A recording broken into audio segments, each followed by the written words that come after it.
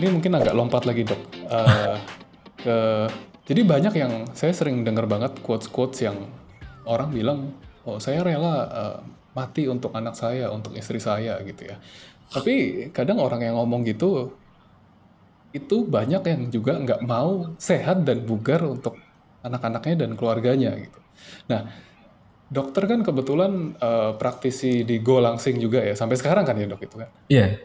Pasti kan banyak ketemu orang-orang yang modelnya seperti itu gitu ya. Jadi mereka kayak sebenarnya mungkin tahu ya dalam dalam pikiran mereka itu mereka tahu mereka harus sehat, mereka harus bugar. Tapi kayak entah kenapa mereka nggak bisa melakukannya. Itu biasanya hal-hal apa sih yang menghambat mereka dok?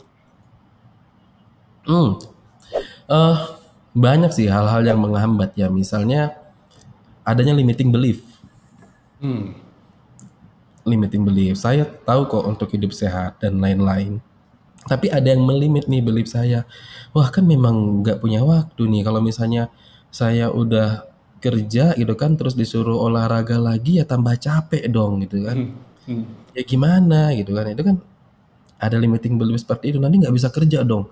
Gue kalau misalnya olahraga lagi, kerja aja udah capek. Nah, Banyak itu, sering banget didengar. itu kan sering banget limiting belief seperti itu. Atau limiting belief misalnya ada yang bilang kayak gini, ya nggak apa-apalah namanya usia itu udah ditakdirkan ya kan, yang Takdir seperti Tuhan, iya. itu ya memang sih ditakdirkan, tapi kan kita nggak tinggal diam di kamar ngunci terus tiba-tiba itu kan apa rekening terisi sendiri kan seperti itu. Ya seperti itu juga dengan kesehatan gitu loh. Jadi ada sesuatu yang perlu dilakukan. Nah, limiting belief ini yang kadangkala mengganggu orang untuk bisa hidup sehat. Ya. Nah, khusus nih untuk yang ngerasa saya kalau kerja aja udah capek, gimana olahraga lagi tambah capek. Kalau misalnya kamu kerja aja udah capek, itu tandanya memang butuh olahraga. Jadi berarti kurang bugar. Nah, dengan Kurang olahraga dari kurang itulah bugar nambah ya. kebugarannya. Jangan kebalik memikirnya itu loh. Logikanya yang salah itu ya. Iya loh, guys, salah malah butuh olahraga untuk training kembali supaya kerja itu nggak capek gitu. Karena Betul. terlatih tubuhnya, bugar, fit. Betul, betul, betul. Memang itu, aduh, banyak banget yang bahkan mungkin staff saya juga sering banget kayak, ayo olahraga gitu. Aduh, Pak, udah capek kerja gitu ya.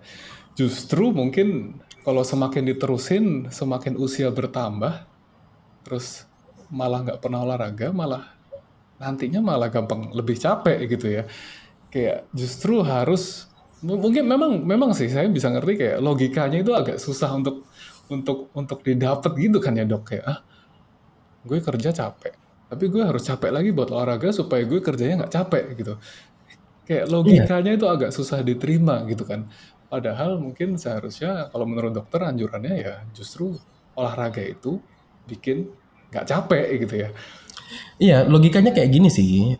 Gimana caranya supaya gue punya tambahan penghasilan, sedangkan penghasilan gue pas-pasan, ya kan? Hmm. Pengeluaran gue udah banyak nih gitu, ya kan? Terus ngomong nih sama ahli keuangan, dia bilang, coba deh usahakan gimana caranya tetap disisihkan untuk investasi. Ya gitu Hmm. olahraganya. Ya udah pas-pasan disuruh press lagi gitu kan. Ya tambah sakit nggak? Sakit. Tapi akhirnya uang investasinya ada nggak investasinya? Ada Ada dan bisa dikumpulkan. Nah, olahraga tuh seperti itu. Supaya nanti untuk di kemudian harinya itu loh. Di kemudian investasi harinya. masa masa tua ya Iya, olahraga iya itu ya. makanya dibilang investasi kayak gitu. Ya memang capek ya capek. Sama juga kayak tadi uang tadi. Memang tambah kere ya tambah kere gitu loh. Tambah apa ngencengin perut. Tapi akhirnya punya investasi gitu loh. Misalnya nih dok, untuk staff saya nih yang alasannya kayak, aduh capek mulu, habis kerja capek, nggak mau olahraga, terus makan siangnya juga berantakan. Untuk misalnya orang-orang seperti itu dok, Hmm. disarankan olahraga dulu atau diet dulu dok? Uh, Kalau misalnya dibilang sarankan olahraga dulu atau diet dulu, sebenarnya kita nggak bisa memisahkan antara keduanya ya, nggak bisa Hmm, memisahkan antara keduanya. Kalau saya misalnya pilih salah satu nih, saya kira-kira olahraga dulu atau diet dulu, maka saya lebih fokus ke olahraga dulu. olahraga dulu ya. Ya, kenapa? Karena kita untuk kan atur pola makan sama olahraga nih, ya kan? Diet tadi kan. Kalau misalnya olahraga, itu kan dilakuin cuma satu hal, Hmm, cuma bergerak. beberapa menit, ya kan gerak ya 30 menit deh, ya kan 30 Hmm, menit per hari misalnya seperti itu. 30 menit per hari olahraga yang terukur. Ini seperti dan cuma satu macam olahraga aja udah oke. Nggak perlu ribet mikirnya. Selesai, udah dapat tuh olahraganya. Tapi kalau diet, diet tuh kan macam-macam.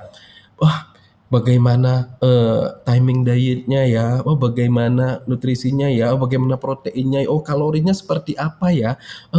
Eh, kan banyak nih, banyak yang perlu dipelajarin. Jadi kalau misalnya mau mulai dari itu tuh eh, apa ya? Jangka waktunya panjang. Tapi kalau olahraga kita bisa cepet nih. Nah, udah dapat olahraga, baru pelan-pelan diet. I see.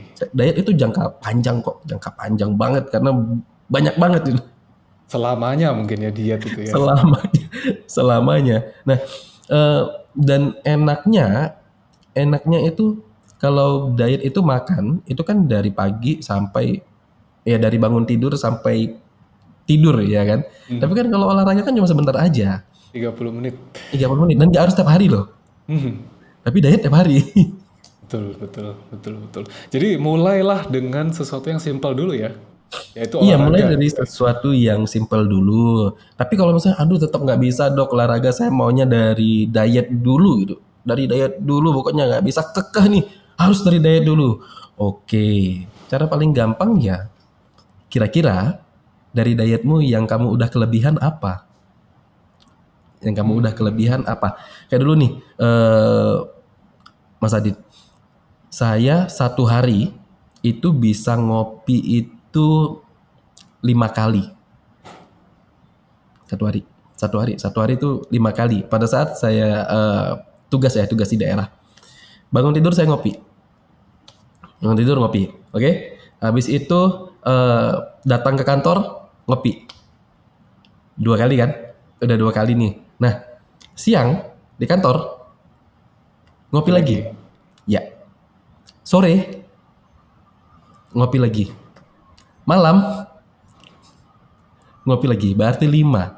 Itu di luar kalau misalnya dipanggil pasien ke rumah. Jadi kalau misalnya di Kalimantan sering tuh pasien manggil ke rumah gitu kan, dokternya dipanggil, datang. Itu disuguhin kopi lagi tuh. Dan kopinya itu selalu dengan gula sekitar 2 sendok, 2 sendok makan, 1,5 sendok atau 1 sendok. Artinya kan itu udah kelebihan gula, Mhm. kelebihan gula. Nah, dari Dikali situ 5 udah 10 sendok itu dong. udah 10 sendok ya, belum belum lagi yang lain-lain ya kan, belum dari kue dan lain-lain. Hmm, Itu udah berlebihan kan. Ya, jadi awal-awal saya mengatur diet itu adalah dengan sebenarnya dari 5 ini yang betul-betul saya pengen dan tidak bisa lepas tuh yang mana sih gitu. Akhirnya dapat 3. Berarti 2 saya hmm, lepas dong. mhm. Nah, bisa bayangin 4 sendok gula setiap hari saya kurangin. Itu kalorinya berapa dalam waktu 1 bulan. Hal yang simpel seperti itu aja sih dulu. I see.